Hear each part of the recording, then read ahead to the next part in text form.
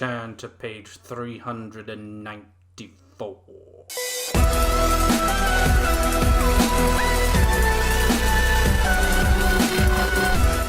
Happy Tuesday, Potterheads! Today we're talking about Chapter 9 of Harry Potter and the Prisoner of Azkaban, and today we're going to build out some different logic for why the Dementors attack Harry during the Quidditch match. But first, if you need to, go ahead and pause the video to read the chapter recap in the description below. If you're new here, welcome, thank you for joining us. Don't forget that you can click the subscribe button so you don't miss a single episode as we reread the Harry Potter series, and if you need to start all over, just click that card in the top left right there to start all the way back at Chapter 1 of Book 1. Okay, so Harry falls victim to another Dementor attack in this chapter. Second time in the span of a few months that this kid has had to go through this horrible experience. In a later chapter, I'm not sure exactly when, and I'm not going to look it up right now, I think I remember that Dumbledore says that the Dementors just couldn't resist the Quidditch match because it was like a buffet of souls. Like, they were just so overwhelmed by this massive feast of emotions for them that they literally could not help themselves. And yeah, I think that makes perfect sense. These Dementors haven't had much to eat as of late, being away from Azkaban, where they're constantly snacking. Like, slow it down, eh, Dementors? A minute on the lips, a lifetime on the hips. But now at Hogwarts, they're basically being starved. Dumbledore won't let them get anywhere near the school, thank God, and it's not like people are just constantly walking past the gates of Hogwarts. Although Hogwarts is really close to Hogsmeade, so maybe they're getting some late night snacks in town. BRB gonna write fanfiction about a Dementor convenience store. Although now that I'm thinking about it, since Hogsmeade is an all magical town, they probably have Patronuses like on guard to keep them safe all the time. But anyway, yes, Dumbledore's explanation makes great sense. This veritable smorgasbord of souls for the sucking, and that is the greatest single line I've ever written for the book club, is just too enticing for the Dementors to control themselves. Because after all, these are relatively mindless beasts just endlessly searching for their next meal and not really anything else, right? Wrong! Dementors are clearly smart. They can run a prison, they can follow instructions.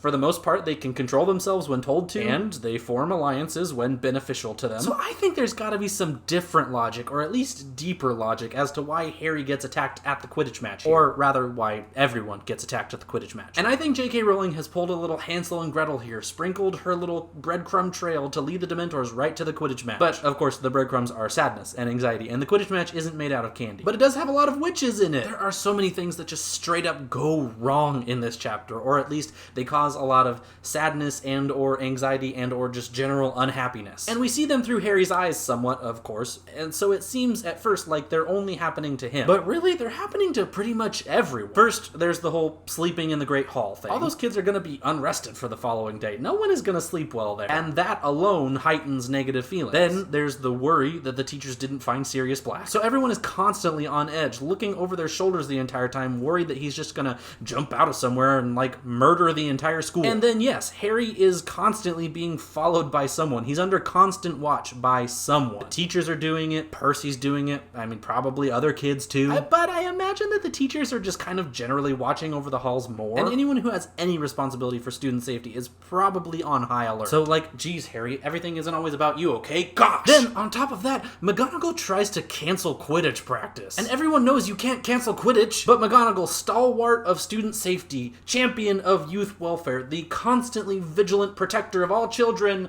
still says that it's okay for Harry to go practice Quidditch, even though it's probably a threat to his life. She just loves Quidditch so much! After all, guys, we all know that she played on the same team as none other than James Potter himself, and was apparently a year younger than him. Also, fun fact, this plaque invalidates Harry's claim to being the youngest Seeker in more than a century because James Potter was born in 1960. And that plaque says James Potter was a Seeker in 1970, and that would make him 10 years old, and not even technically a student yet, so... I don't care what theories exist to explain these two things, by the way. The movies are not canon. Anyway, back to business. So then, after McGonagall lets practice happen, they find out that there has been a change of opponent, which at first seems like a problem only for the Gryffindors. Which, like, of course, we're seeing this from their perspective, but this is kind of a problem for everyone else, too. Sure, the Gryffindors were training for a different opponent, but so was everyone else. The Hufflepuffs were training to play Ravenclaw, and vice versa, and now the Hufflepuffs have to play in confirmed bad weather. The Ravenclaws are also now facing a tougher opponent in their first match. So really, like, the only team that comes out better in any of this are the Slytherins. So all that sucks, and then the entire school has to suffer through Snape teaching Defense Against the Dark Arts. Pretty much the universal new favorite class of every student in the school is now being taught by the most hated teacher in the school. So that is the worst. And then it rains the worst that it has in a long time while everyone's watching the Quidditch match. So we have had this long string of bad things happen happen to most of the kids in the school. This is a stadium full of misery. I think that is really more why the Dementors just couldn't help themselves. Not because it's just a stadium full of tasty little children. Gross. But because it's a stadium full of people who have just had one of the shittiest weeks of any of their lives. I think there's also one more reason that the Dementors are attracted to the stadium, and that has to do with Sirius Black. Harry looks into the stands at one point and sees the Grim. Sirius had the gall, the gumption, the guts to take his dog form and come and watch Harry play Quidditch in the stadium. And yeah, he gets away unnoticed. Like, he's the slipperiest person that has ever existed. But the weird thing is how quickly he vanishes. Harry sees the dog in the stands, looks away for a quick second, looks back, and the dog is gone. So of course Harry is like, oh shit, it's a death omen and wasn't actually a real dog, because that makes more sense for this situation, because who would expect a real dog to get into the stadium and go unnoticed without being seen by anyone and make it into the stands? How did Sirius get out of there so fast? No, I'm not suggesting apparition.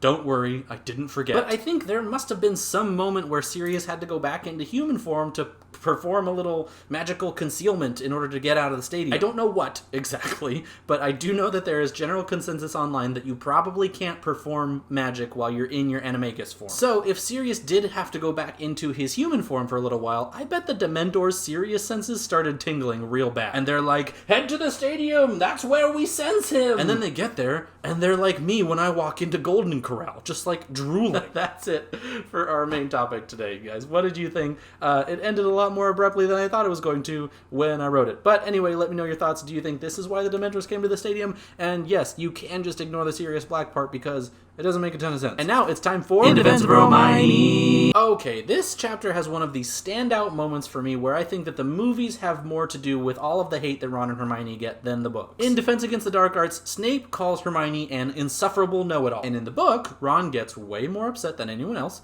and stands up and calls out Snape for making fun of him. He straight up calls out Snape's hypocrisy and challenges him for asking a question that he didn't want answered. So this hero of a tween gets himself landed in detention. But in the movie, Ron basically says, well, he's not wrong. The movies should collectively be called Harry Potter and the Character Assassination of Ronald Bilious Weasley. It is my firm belief that most people who think that Ron and Hermione don't belong together would cite moments from the movies that are different in the books. And this one is the most egregious. In the books, Ron is an incredible friend. He is thoughtful and caring and protective, and even though he and Hermione are kind of feuding right now, he still stands up for her. Because this man is a freaking dreamboat. But the movie decided to say, nope, Ron is mostly gonna be deadweight and occasionally funny. Terrible. Terrible! Ron and Hermione are perfect together. Fight me. And that's all for In Defense of Romani. Just a couple more quick things that I noticed this time rereading that I want to touch on before we're done today. First thing, anyone else notice that Snape assigned an essay about how to recognize and kill werewolves?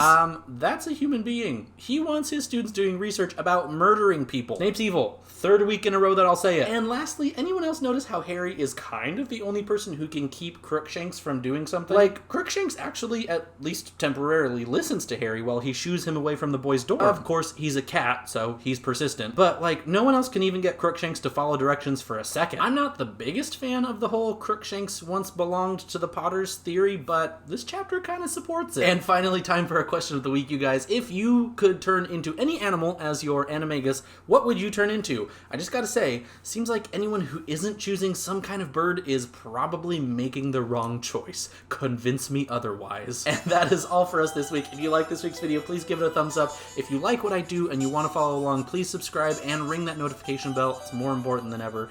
And make sure that you share this video with everyone that you know. And if you really love being a part of this community, there are ways that you can support me in the description and on screen. I will really appreciate it. Here are some other videos that I really think you will enjoy if you liked this one. Your assignment for next week is to read chapter 10. That's the Marauders map. So make sure you read that by next Tuesday. And until then, happy reading!